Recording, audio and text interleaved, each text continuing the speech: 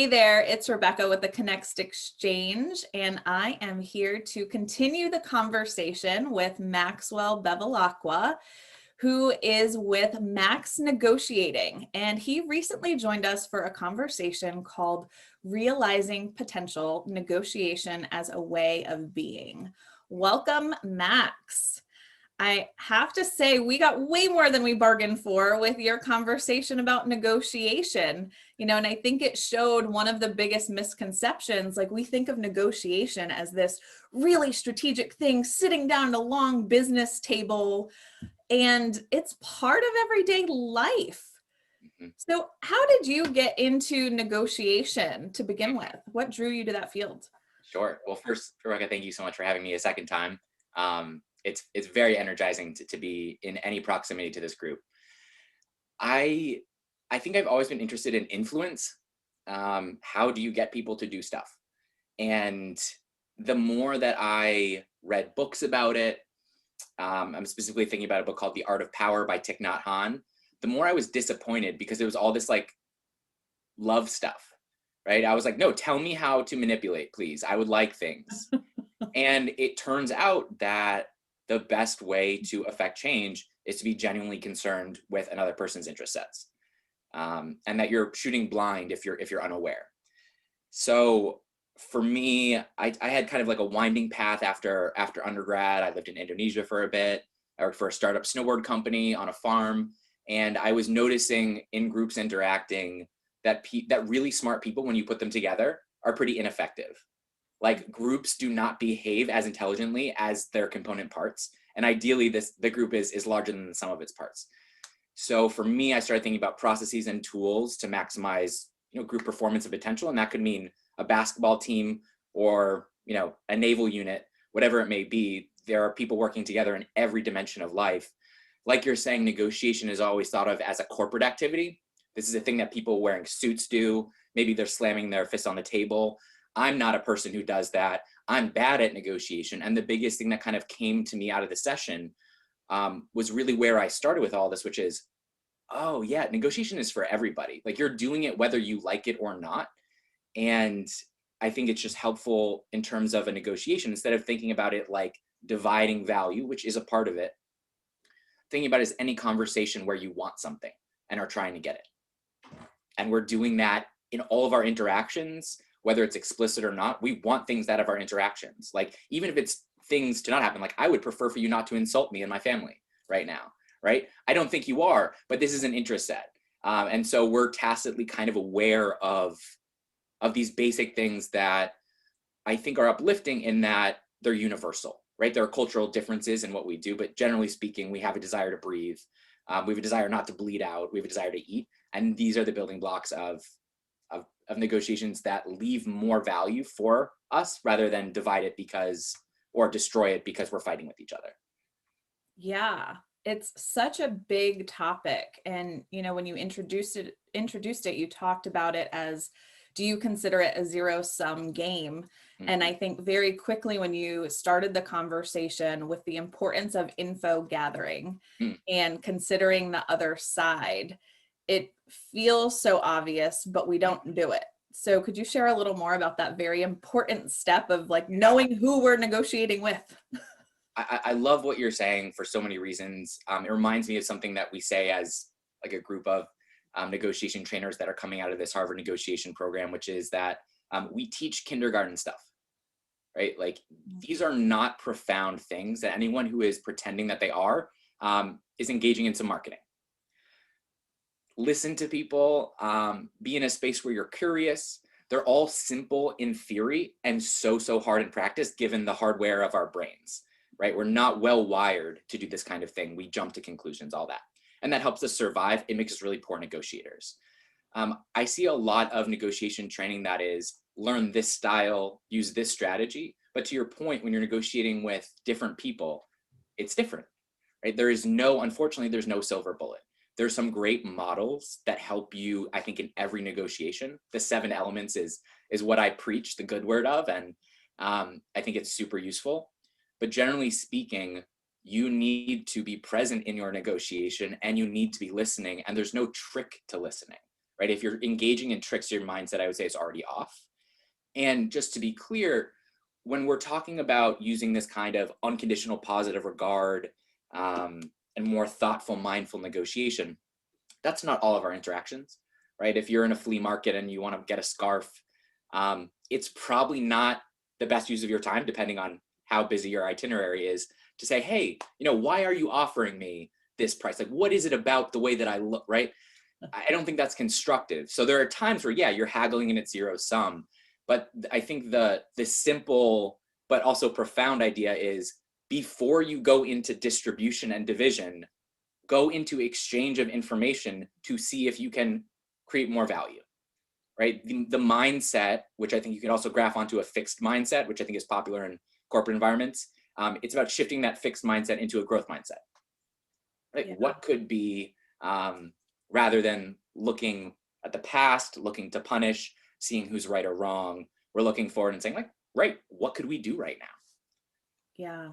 You shared this powerful story about people negotiating over an orange. Yeah. And, this idea of how to split it up. And the profound thing that has stuck with me is, like, one person came in wanting the peel and the other person came in wanting the fruit. So knowing that going in, Yeah. it changes everything. I don't have to hammer a point home. I'm not Yeah. preparing for a fight.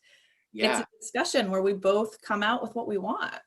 And you've nailed the mindset, which is to say, so first of all, the orange story is like a classic Roger Fisher story from Getting to Yes. And one thing about it that I love is that it seems simple, but you can apply it to international conflicts and it's the same concept. Oh, you wanted that piece of land for security? Oh, you wanted that piece of land because you want it nominally under your within your borders? Great, let's demilitarize it, right? Like, you can, this happens in a real way. And the mindset is exactly that. Can I stay curious? Can I figure out, even if it seems obvious, what they want, right? We assume they want the fruit. Who uses a rind for an orange cake? I don't know. A very precocious kid. Yeah, can you be curious and say, like, okay, it could just be a split situation, but just curious, why do you want it? That's it. Yeah. That's the move. It's huge. It's huge. So what type of clients do you work with at Max Negotiating on a regular basis? Like, what is your niche? Yeah. For better or for worse, it's very, very diverse. Because to me, again, I really believe that a negotiation is any conversation where you want something. Where that shows up, for me, is in a lot of international humanitarian stuff. So currently, I'm doing a negotiation course for the Abraham Path Initiative, which traces the historical path of Abraham from his birthplace to his historic death place through Jordan, Turkey, Syria, Israel, Palestine, and those areas. And it makes use of walking this path together and kind of embodying that we're looking in the same direction type of mindset to address very deep issues. So I'm very interested and hyper involved with any international conflicts that I have anything to add to. I am also pretty involved in Indonesian affairs to a degree. I was super lucky to do my Fulbright there and spent some time there. I went to grad school focusing in Southeast Asia. And Indonesia has a rising middle class, like they're the fourth largest country. They're the largest home to Muslims in terms of population. We usually think about the Middle East, but in terms of just our strategic international relations and also conflict with China, the South China Sea is kind of where it's at, and we don't really see that. And so anyway, Indonesia is very important. It's also home to, the majority of the rainforest. So I was super lucky to be on a Fulbright with someone who founded an organization called Planet Indonesia.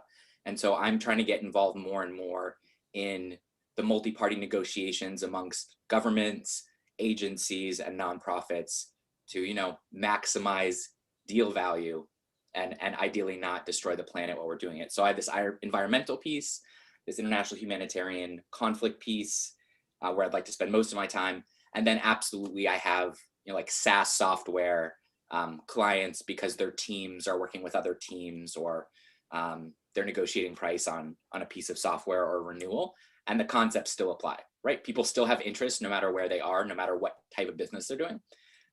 So I really enjoy getting into the nitty-gritty of negotiation with anybody who sees its value.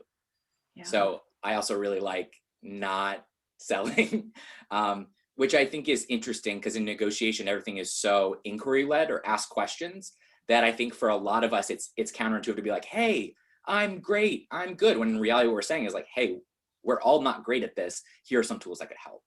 So that's a mouthful in response. I hope that's responsive. Yeah, no, that's awesome. And that sounds like some really high stakes stuff that you're into. So grateful that your skill set is in those spaces. To bring it down to our modest little Connext exchange, Oh, stop it. I Oh, I stop. wonder, in all the conversations that you've had, like, was there anything about our group that stuck out to you, or even thinking about the individual? Yeah. In my day to day, like, what are these things that I need to know? So kind of two questions there, but did anything surprise you or just like reaffirm something that you know in your practice? Very much so. What can people take away? The first thing I was incredibly humbled by was the level of candor in people's lives in terms of emotional vulnerability. And we talk about emotional vulnerability because Brene Brown does it, and we think saying it makes us appear, compassionate and professionally minded in a modern way. But to actually do it is a totally different phenomenon. To say, hey, I've struggled with this throughout my 30s and 40s, to ask for help because I'm a man, right? That's a very real thing to say. And it invites people when you are vulnerable, it invites other people to do the same. So props to you, you've clearly created that environment. And far from it being a modest, little thing, international politics and high stakes negotiations have the same component parts. It's human beings who, had high school drama, if they went to high school, who have needs, who have personal relationships and jealousies and insecurities. And it just plays out on different scales. So I think what's important is more seeing norms in an organization and a group that lend themselves to that information exchange we're talking about, because with information exchange and transparency enables the group to grow, right? If we know what you're thinking and where you're at in your path and your journey, then we can start thinking about programming that's relevant. And that's clearly something that you and the team do really well. The other thing that reaffirmed, I still remember it. Someone said, I thought negotiation was not for me to some degree, or I thought that was something that other people did. I didn't think this had any bearing to me. Frankly, negotiation doesn't sound very interesting to me. And I was like, yeah, that's awesome, because you're the person I'm trying to talk to, right? The person that perceives that they're not great at it, who feels like a people pleaser, who generally feels like they're having trouble stepping into their own power. And in negotiation, there exists roughly two buckets of arena: the table, wherever that is that you're sitting at, and that could, that table could be anywhere and could be over Zoom likely, and then away from the table. So there are things in our structure and our environment, and this is like enter social and equity conversations, that make those interpersonal negotiations kind of faded or determinate already. It's not like the best negotiator can walk into a society and change it, right? Institutions reinforce or block power moves.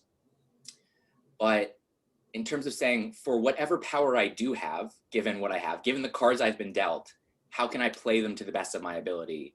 That's what I heard someone saying, that was their aha. And that was an aha to me to say, oh, that's what I'm trying to say. And I think it's just really nice too, that the takeaway is, and I haven't been wrong yet, I'm open-minded to it, but in a space in which people are honestly endeavoring to do better, and willing to use their lives and their information as, for lack of a better term, fertilizer for that growth, everyone's going to get something out of it, right? Like in terms of making people better off, that's the idea of a good deal. For me, I see these micro deals all the time, right? The investment of all of our time together yielded something that, at least for me, was so very worth it. And so the big takeaways were, one, candor and the power of information exchange, and then also the cultural perception we have of negotiation as a fight, as aggressive, as hypermasculine, when in reality the best negotiators are great listeners. Yeah. Yes, the power of listening. is severely underestimated in our culture. And that is a book, a series, you know, a 24-hour discussion for another day. But that's a great takeaway even for this time together. Just try to be a better listener out there today. Max, thank you so much. So how can people connect with you or learn more about you if they want to reach out? My MySpace, I was kidding. So my last name is Bevilacqua. It means drink water in Italian, Bev il acqua. You can hit me up on LinkedIn, Maxwell Bevilacqua. My website is maxnegotiating.com, and my email is maxwell@maxnegotiating.com. I am happy to interact with people in any of these online forums to pretend that we are not in the quarantine that we're in. Yeah, awesome. Thank you so much for your time, Max. And thank you all for joining us for this Continuing the Conversation episode. And I hope that you can join us live for a Connext conversation on an upcoming Thursday, 11:30 to 12:30 on Zoom. So hope to see you there. Take care.